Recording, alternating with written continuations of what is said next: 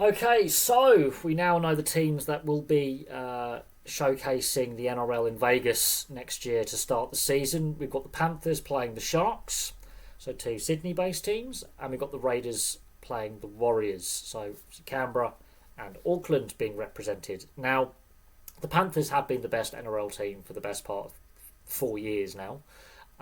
They've dominated the competition, 3 grand final wins in a row, 4 grand final appearances in a row, and I wouldn't put it past them to win 4 grand finals in a row and appear in their fifth in consecutive seasons.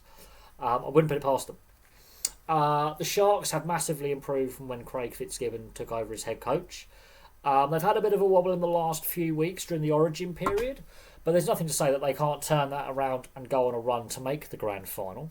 They just, as I say, had a bit of a wobble, but they've got a really exciting team at the moment and two of the best wingers in the game.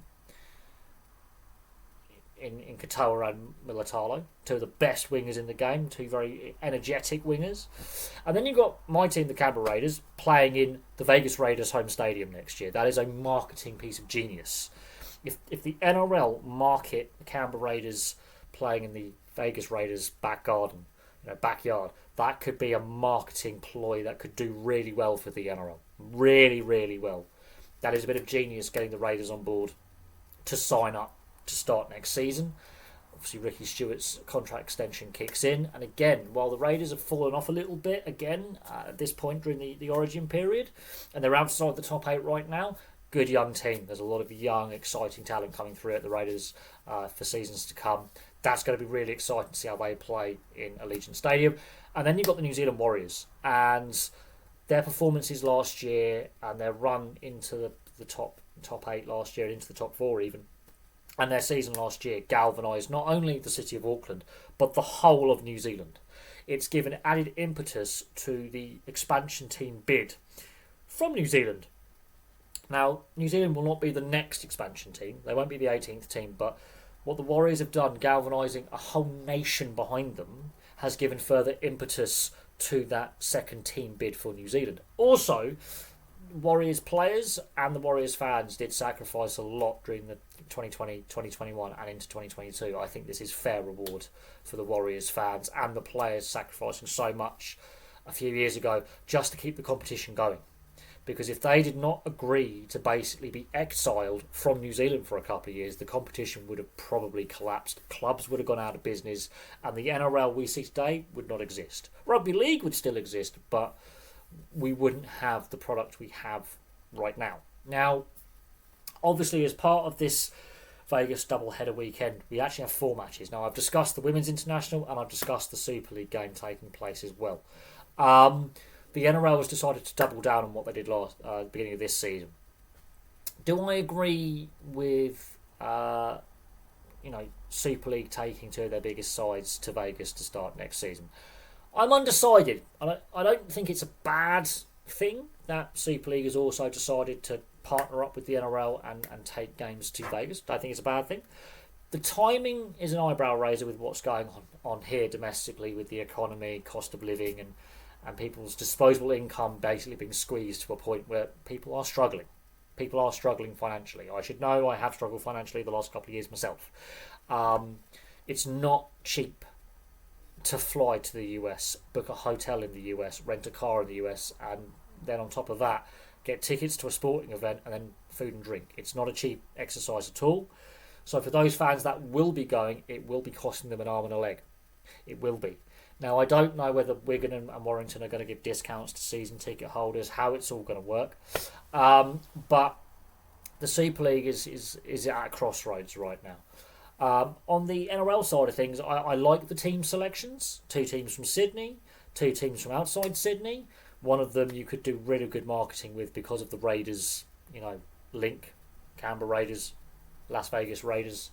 That could be really fun. If they get that marketing right, that could really help catapult rugby league to the wider American audience, which didn't quite work at the beginning of this year. They need to sort out TV scheduling a bit better to reach that wider audience and also get the promotion out there sooner. I think the NRL got a lot of things right, need to do a lot of things better, and I think there is the potential with the Canberra Raiders going as part of the the double header next year, that the marketing could be out of this world. If they get it right, they could really tap into a lot of NFL fans there and a lot of US sports fans in general. They do need to sort out the TV scheduling. That was something that went a bit wrong, where they were on Fox 2 rather than on Fox 1. So they sort of a bit of the first game was on Fox Sports 2 rather than Fox Sports 1, so they missed out on a much bigger TV audience than they actually got for the first game, which impacted the overall TV audience. Also, get that advertising and promotion out there sooner. The fact that we now know this early in the season compared to last year, where it was a bit more last minute, gives fans of all the clubs going more time. Plus, you've got an international on the same day as well between England's women and the Jillaroos, which I think could be fantastic for the women's game. And I'm very, very positive about that. I think that could be a real positive. There's obviously been critics of the Vegas experiment, and there's a lot of critics of Super League right now in the RFL. The decision for Wigan and Warrington to go has already split rugby league fandom here in Europe. Seen it discussed at great length on social media in the last few hours. It has been a very divisive topic, but I'm not against Super League taking a game to Vegas when the NRL do it, but I think the timing they could have waited a little bit. Is this a pathway for the NRL to invest in Super League? Which again has been divisive, but has been a growing topic in its growing traction. There's no smoke without fire. Last year, Super League and RFL executives were seen meeting informally at the doubleheader with NRL and Australian Rugby League executives, so Pete V'landys and Andrew Abdo and others. So was this part of those meetings saying let's get a Super League game? Is this a gateway for the NRL to start investing in Super League? We shall see. But from me for now, thank you very much for watching. Place your thoughts on the teams announced for the Vegas doubleheader to start the next season of the NRL next year on March the 1st. Do you like the team selection? I do.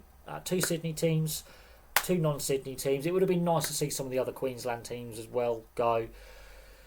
However, when the Cowboys said we're not ready to go just yet, and when the Dolphins were like we're still early on in our foundation stage as a new club, building our foundations, that basically left them with the Titans as the only other Queensland team that hasn't been. And of course, the NRL wants to rotate through all the teams before expansion really hits.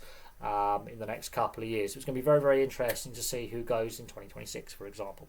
But for me, for now, thank you very much for watching. Place your thoughts on the Vegas games next year and what you expect the quality to be like in the comment section below. But from me, for now, thank you very much for watching.